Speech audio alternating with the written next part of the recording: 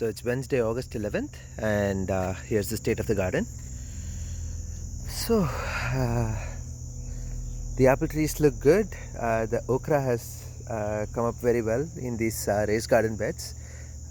The cauliflower plants are looking like cauliflower plants now. I think their growth was a little stunted because of the high heat, but hopefully I can see some cauliflower heads soon. I pulled out the coriander from here, harvested some of the seeds. I initially let it go to seeds, harvested some of the seeds, harvested some of the leaves, and I've put beans in this area. The carrots been growing still. It's looking very good. I also added some beets to this row here and some more beans on this end of the garden bed. The comfrey has come up really well, as you can see. I already started like mulching around this tree using leaves from this comfrey, and you can clearly kind of see the difference. I also weeded around that a little bit, but mulch really helps the trees in the sense that it also prevents new weeds from cropping up. You can clearly see the difference between this area and that area. Still need to clean this area up and mulch it a little bit more. On the fence here we do have some cantaloupe vines, and they are looking really good, and I do see a number of cantaloupes, small ones. So with these ones I have to kind of give them some support, because as they grow bigger they grow heavier, and I don't want them to break the vine. We have one here as well, looking pretty good. They are a little bit bigger than golf ball size at the moment, so yeah, hopefully they'll become much bigger soon. So in the second garden bed, the okra has again come up really well. This is a completely new variety of okra that I'm trying this time. It's an Indian variety of okra called Nirmal, and I'm quite happy with how the plant looks, although in the past experience I've always seen okra plants to be much bushier, and this seems to grow too tall. I don't know if it's just because of how densely planted it is and it's just climbing up to seek the sun. Even the leaves look very different from the baby baba okra that I grew last year. I'm growing some this year as well, and as you can see, these leaves are slightly broader and I don't know, larger than these leaves. Okay, more carrots here. I've also planted like some beans in this bed, like so. I'm been succession planting beans so that when I do get a harvest, I'll get like a continuous harvest over a period of time.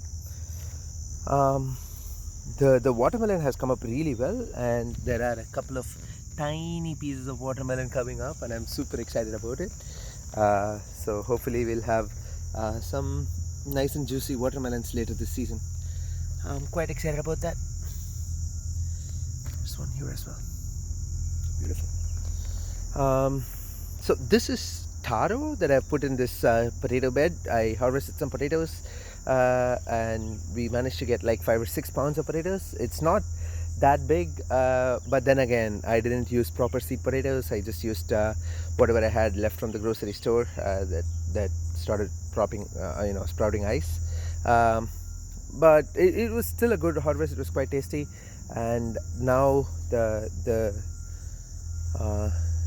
taro and the sweet potatoes have taken over this bed.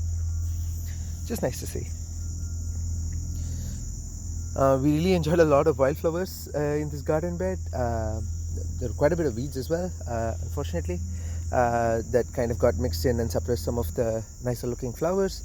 But that's okay. I'll just let this place go to seed, and I'm planning to edge around this area so that it comes back up next year as well. We've been harvesting eggplants, bell peppers and jalapenos kind of throughout the past month. I do have another video where I show some of the harvests that we have, and it's quite exciting to come out here and see how well these plants are producing. It's really exciting. So this the jalapeno plant has been so this jalapeno plant in particular has been so prolific. I've already harvested so much from this, and these ones have been doing great as well. And the bell peppers also look pretty amazing. So far I've harvested all the peppers around this size, and I'm planning to let this one grow a little bit bigger to see exactly how big it can grow. So that's quite exciting. So the blueberries remain quite stunted, so I wanted to find out why. And I did a soil test, and I realized that the soil around the blueberries were way too alkaline for blueberries. Blueberries like a pH of around like 4, and this was actually quite alkaline in the sense that it was above 7. The pH was above 7. So I've added some soil acidifiers, added some sulfur. So hopefully the soil will turn acidic over time, and these blueberries will slowly start thriving. So along this trellis, so this is something I'm really excited about. It's a snake gourd plant, and for the longest time all the flowers just turned out to be male flowers that weren't really producing any fruit, but I've finally found like this one flower that seems to so this is the part that's supposed to grow into a gourd. So let's wait and see how that goes. I'm quite excited about that. The plant does look super healthy and has come up really well. On the other side of the trellis, the tomatoes, I've been continuously harvesting the tomatoes. These ones in particular are my favorite. This is the yellow pear cherry tomato. The tomato kind of looks like a pear, and it's got like this very, very pleasant taste. It's quite good for raw eating. So these determinate tomatoes that I had planted here, I realized that perhaps I do need to support them better in the future. So I will be going around making small kind of makeshift trellises for them. I pulled out the piece from that trellis, and I added some I tried to grow some cucumbers by directly sowing them, but for whatever reason they haven't sprouted. So I've also started some cucumber seeds inside so that I can bring them out, but it might already be a little too late for cucumber. But if not that, then I'll also probably try to grow something else in that area so that I don't let it go to waste. Maybe green peas is a good idea since it prefers cooler weather as well. As you can see, we got a lot of rain yesterday, and the swale is doing its job perfectly. This is what it's supposed to do. It's supposed to trap water in it and then slowly let it sink into the ground instead of just running off out of my land. So it's doing its job phenomenally. I'm quite happy about that. So on the other side of the swale, so in the previous video you must have seen like the weeds had completely taken over the strawberry bed and kind of suppressed a lot of strawberry plants here from ever coming up happily. But I came out, cleared out all the weeds, and I mulched this area so that the strawberries can kind of use the rest of the season to establish well enough so that they can come back and produce a lot of strawberries for me next year. So I have a mix of like June bearing and ever bearing strawberries. I don't think the ever bearing strawberries are going to continue to produce or I don't think I'm going to get any more from them before the end of the season. I'll be pleasantly surprised if I do. But yeah, the June bearing strawberries definitely will only give fruit next June. I also cleaned out a lot of suckers from these strawberries and I gave them away to family, and also replanted some of them to kind of make the beds look more denser. On the southern side of the strawberry berm, we have some beans plants coming up. I'm quite excited about them as well. Some of the borage has gone to seed from last time. I pulled out all the dead plants, but looks like since the flowers were pollinated, like some of the seeds are coming up on their own. So I'm excited to see that as well. The poblano peppers look good. They aren't as prolific as the bell peppers or the jalapenos, but I have been kind of harvesting them here and there. Yeah, it's been good. It's been good so far. The hazelnut tree still isn't growing as much as I had hoped. I was told that it's a very, very fast grower as well. So I'm quite surprised by how slow it's growing. So if any of you have any ideas as to why this is happening, I'd be happy to hear it.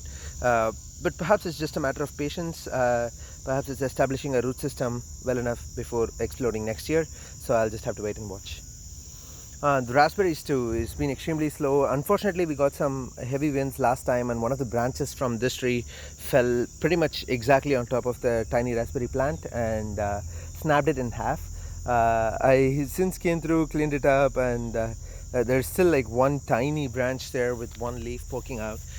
I'm just hoping it will come up. If not, I might have to kind of reinforce this place with more strawberry stalks. Right, so that's the status of the main garden.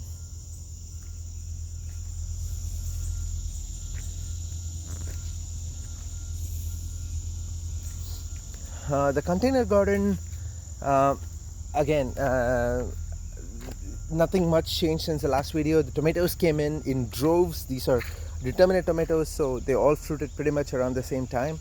And we got a huge harvest out of them, but it looks like these tomatoes are winding up for the season. And soon I'll be pulling them out and replacing them with some other, colder weather crops. I also put in some brassicas and the other raised beds that had plants that weren't showing really good growth. The broad beans remained stunted the whole time. As you can see, this was planted here like a really long time ago. I want to say maybe in mid-spring, and we are midway through summer right now, and this is really like not the progress I was hoping to see. But again, as I mentioned last time, it probably has something to do with soil nutrition, so I will be working to amend that as well.